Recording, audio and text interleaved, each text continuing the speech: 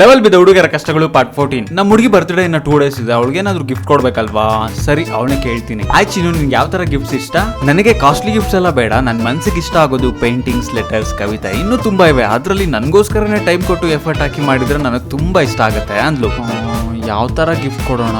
Painting ನಂಗೆ ಅಷ್ಟು ಬರಲ್ಲ. ಲೆಟರ್ ಏನಾದ್ರೂ ಡಿಫ್ರೆಂಟ್ ಆಗಿ ಬರೀಬೇಕು. ಮುಂದೆ ಯಾವಾಗ್ಲಾದ್ರೂ ಬರೆಯೋಣ.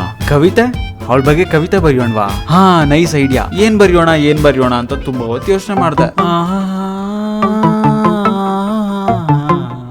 ಬಂತು. ಅವಳ ಬಗ್ಗೆ ಒಂದ್ ಕವಿತೆ ಬರ್ದೆ. 12 ಗಂಟೆಗೆ ಇದನ್ನ ಹಾಡಿ ಅವಳಿಗೆ ಸರ್ಪ್ರೈಸ್ ಮಾಡೋಣ. ನಾಳೆನೆ ಬರ್ತಡೆ. 10 ಗಂಟೆ, 11 ಗಂಟೆ, 12 ಗಂಟೆ ಆಯ್ತು.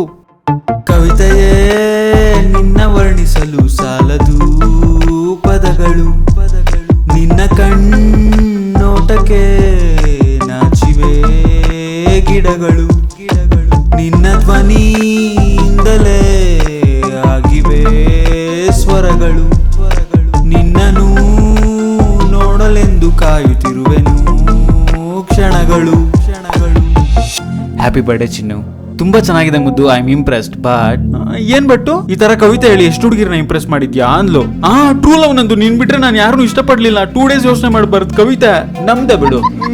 ಇದೇ ತರ ತುಂಬಾ ಸ್ಟೋರೀಸ್ ಇವೆ. ಯಾರೆಲ್ಲ ಲವ್ ಅಲ್ಲಿ ಇದ್ರು ಅವ್ರು ಸಿಂಗರ್ಸ್ಗೆ ಶೇರ್ ಮಾಡಿ ಹೇಳಿ. ಮಗ, ಲವ್ ಅಲ್ಲಿ ಬಿದ್ಮೇಲೆ ಲೈಫ್ ಇಸ್ ನಾಟ್ ಈಸಿ ಅಂತ.